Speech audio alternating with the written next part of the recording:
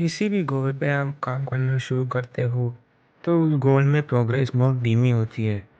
ऐसा बिल्कुल नहीं होगा कि आज आपने किसी गोल पे काम करना शुरू किया और कल आपको रिजल्ट मिल गया। किसी भी गोल पे काम करने से पहले आपको ये पता होना चाहिए कि प्रोग्रेस धीरे धीरे होती है। फिर आपको ये तो पता चल गया कि किसी भी गोल पे जब काम करना शुरू करते हैं तो प्रोग्रेस धीरे धीरे होती है। जब आपको पता होता है तो आप निश्चित हो जाते हैं। इसका पता होने से फ़ायदा ये है कि कोई भी व्यक्ति अपने गोल पे काम कर रहा है या काम करना शुरू करेगा तो वो कभी गिव अप नहीं करेगा और अपने गोल पे लॉन्ग टर्म के नज़रिए से काम कर पाएगा, क्योंकि उसको पता है कि प्रोग्रेस धीमी होती है और लॉन्ग टर्म में पर आप थोड़ा रिलेट कर पाएंगे। कई बार जब आप अपने किसी गोल पे काम करते हो और बहुत लंबे समय से काम कर रहे हो और सामने को रिजल्ट या प्रोग्रेस नहीं दिखता तो आप निराश हो जाते हो कि यार इतनी मेहनत कर रहा हूँ तो रिजल्ट नहीं मिल रहा।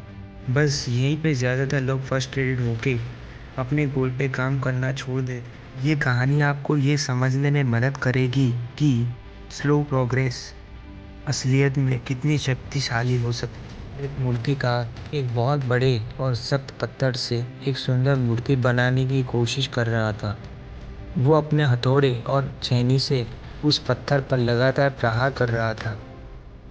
उसने एक बार किया, 2 बार किए, 100 बार किए, लेकिन पत्थर पर एक दरार तक नहीं आई।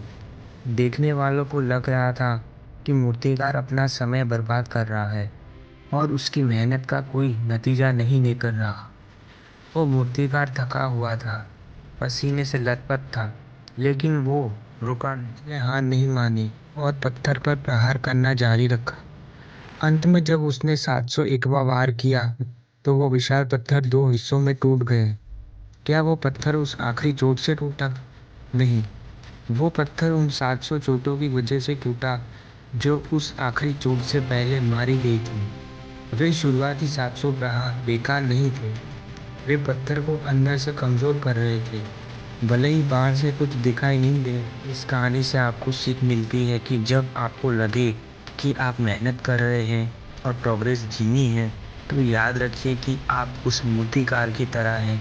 आपकी हर छोटी कोशिश, हर दिन की पढ़ाई और हर अभ्यास उस पत्थर को अंदर से कमज़ोर कर रहा है।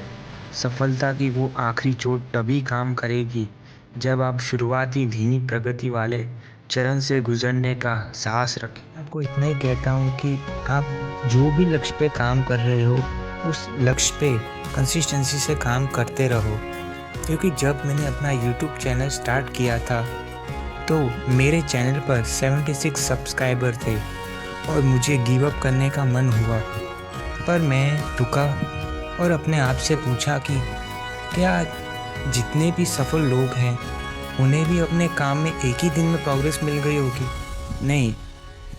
और मैंने ये ध्यान रखते हुए अपने चैनल पे काम करना जारी रखा और आज भी कर रहा हूँ, बिकॉज़ मुझे बहुत जल्दी पता चल गया कि यूट्यूब पर ग्रो करना हो या किसी भी लक्ष्य पे प्रोग्रेस चाहिए हो तो वो स्लो और लॉन्ग टर्म में मिलती है।